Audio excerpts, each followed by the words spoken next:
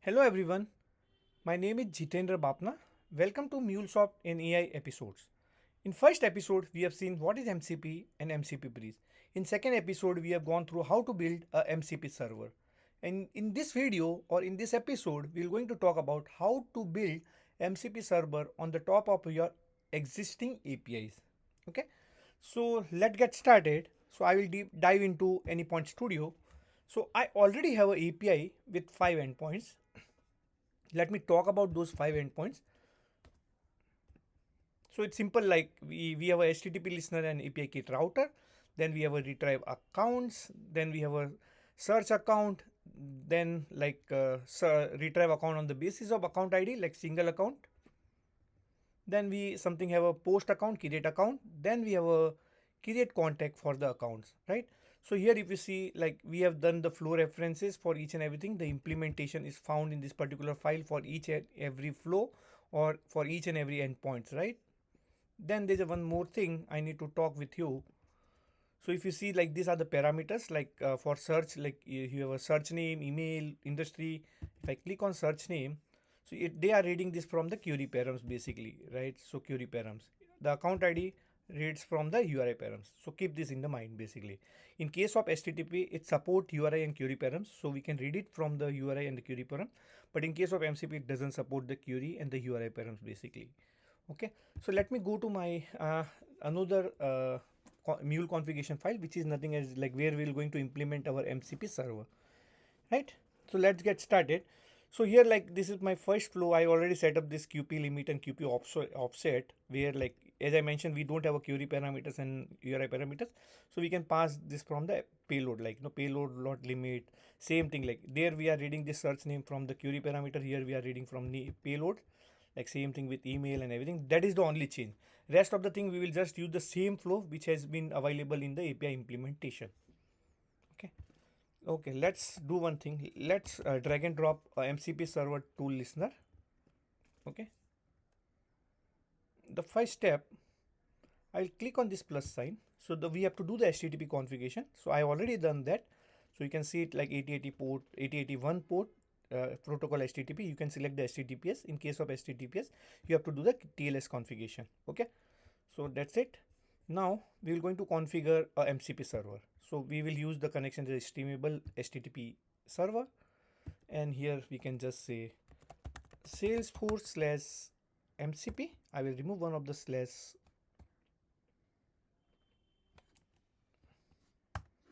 Okay, so here I have to give a name, a unique name, Mule Salesforce System MCP server. Give a server version 1.0.0. That's it. Okay. So I already set up my MCP server. So you can see it here. Give the name to this particular tool listener. I will just say this is list accounts. The next thing we have to define all these things. So first thing, you have to give a name to the tool, which is very important. Just make sure you are giving the proper and unique name. Next thing, we have to provide the description. Why we need a description? So basically, if you see, this particular MCP server will be consumed by any AI powered application, or maybe it consumed by any MC agent basically. Now, whenever the agent will get the request, that will be in plain English or maybe natural language, right? Now, agent has to process that request, and agent has to understand which tool need to call. So that is where this name description is very important. And whenever the agent identify the tool, right tool to be called, so what that particular tool is expecting, that is where the parameter schema come into picture, right? So let me add the description first.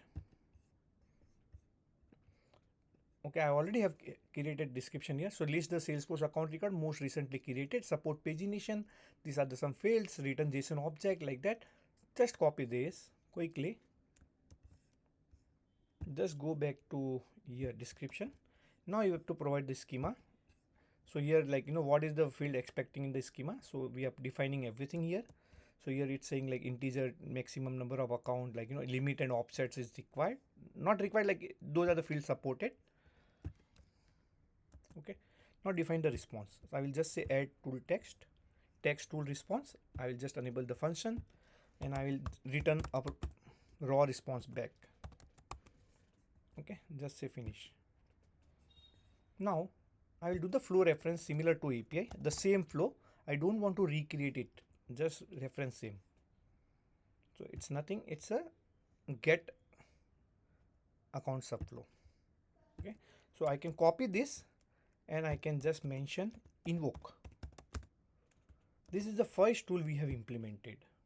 Okay, so why I see error, so let me, okay, there is no error. Now secondly, we have to search the account. Again, I will put a same tool listener. Just drag and drop tool listener here. We don't have to create a connection again. We will use the same connection, but only the name will change here. The tool name, search account. Now we have to provide the description again. Okay, so it's not search, I think it's a retrieve account, right? Let me check. Yeah, it's a search only. Okay, so it's a search account. Let me copy the search schema. So this is search description and schema. Search Salesforce account by one or more criteria, name, email, and whatever. So we have to pass at least one. At least must provided, like, you know, just providing some kind of description.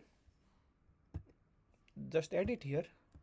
Now let me go and just copy the parameter schema. So this is my schema. It is required at least one name, email, and phone industry. One field required. Copy this. So now whenever we will integrate with agent know, like whenever we are searching something, agent will know I have to call this MCP tool, and these are the things needed for this particular MCP tool. Now I will just add response. Again, I will return back the raw response so agent can process it. Payload dot raw.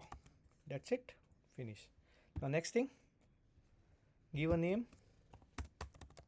This name will not have any significance, but for understanding purpose, give a right name.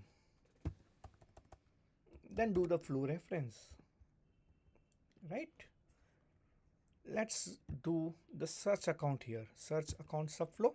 Again, I'm reusing the same flow. I am not going to developing anything new. This is done. Okay, I think I call it at a wrong place. Just I will drag and drop here.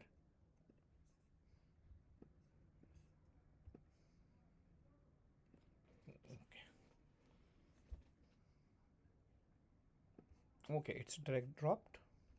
In between, I forget one message, one of the flow. So I have to configure this flow. I have to call a single flow, single account. So again, MCP tool listener, drag and drop. Here I can just say get single accounts. Here I can say get single account. Simple. Then, like, I will quickly do this time because, like, you are aware what to do. Description and schema. So this is my Control C, Control V. Then I will copy the schema. So it required the account ID. So there we have account ID in the URI parameter. Here it is expecting in the body because it doesn't support the URI parameter and the query parameters. Okay. Now again I will add the response. FX. Again payload dot cap raw. Finish. Next thing we have to do the simple just flow reference. We will do the flow reference. Okay, in flow reference, let me check if single flow is there, single account ID. Get search. Okay, this is account by account ID subflow. Copy this. Just go at the top, just say invoke. Again, there is no significance, but for best practices, always give a name. Now again, drag and drop tool listener. I drag and drop tool listener here. Okay, just say create accounts. Provide description. I already have create sales, only name is required, and these are the other fields. Copy this. Here why I want mention the name is required in the description, because whenever LM will agent will talk to us, it will warn the user that at least it required the name, right? Then we have this particular schema. In this particular schema, only required is name, rest of the fields is not required. This is my parameter schema. Then I can go back to add tool text, then again payload dot cap raw. Finish. This is done. The next step, always I have it to give a name, create accounts. Simple. Now just drag and drop flow reference. This is drop. Okay. Now let me go and just say create account subflow. Copy this name, invoke, just paste it. Okay. We are done with this also. Now last we have to create a contact.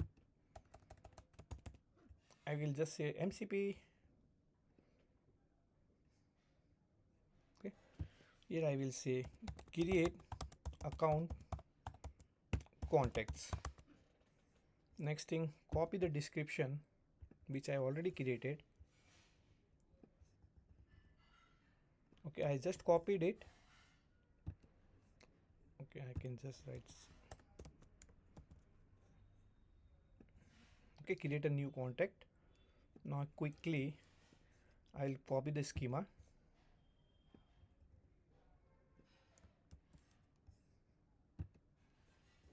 Okay, this is like response parameter schema. Okay, and then I can just add the text tool response, and I can just say payload dot raw, and here at the tool listener I can just give create contacts. The last thing, we have to do the flow reference. Okay, simple drag and drop here, and here just select create a contact subflow, just say invoke. Okay, there's a one thing, like I don't know why that is happening. So it adds some extra empty parameter on the MCP server config. Just remove those, I don't need this like that. So primary node only, config wrap, some kind of description, like these are the not parameter we required at a config level. Just remove those. Okay, that's it. We just want server version, server name, and this doc ID and all this thing. Just go there, just save it. Okay, once you save it, then just right click, run project.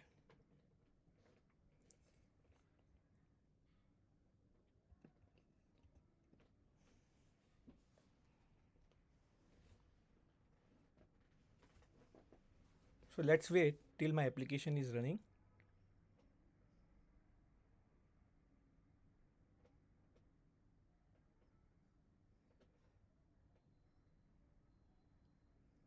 If everything is good, it has been built successfully. It should get deployed successfully also.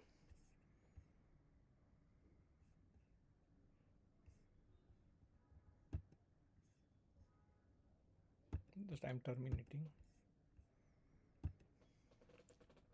So it is still getting deployed. So you can see it's successfully deployed, which is a good news.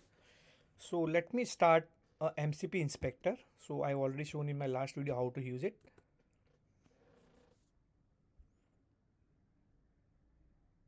Okay, this is my MCP inspector.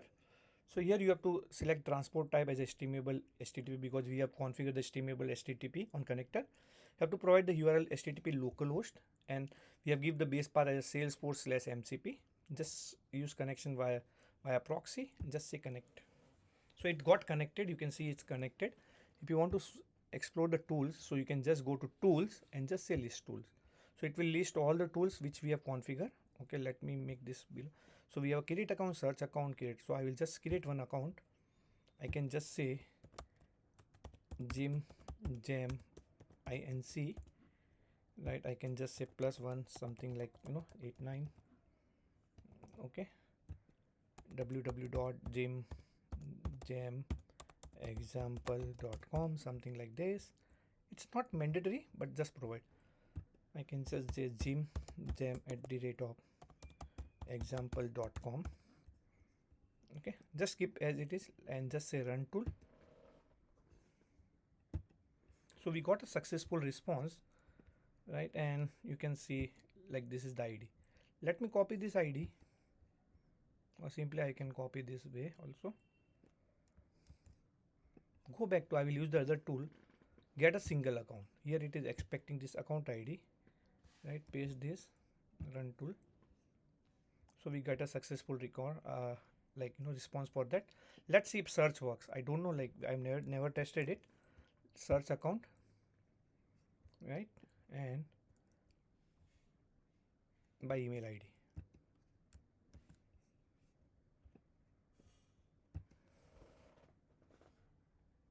Okay, we got the response, which is good, and we got that particular account detail.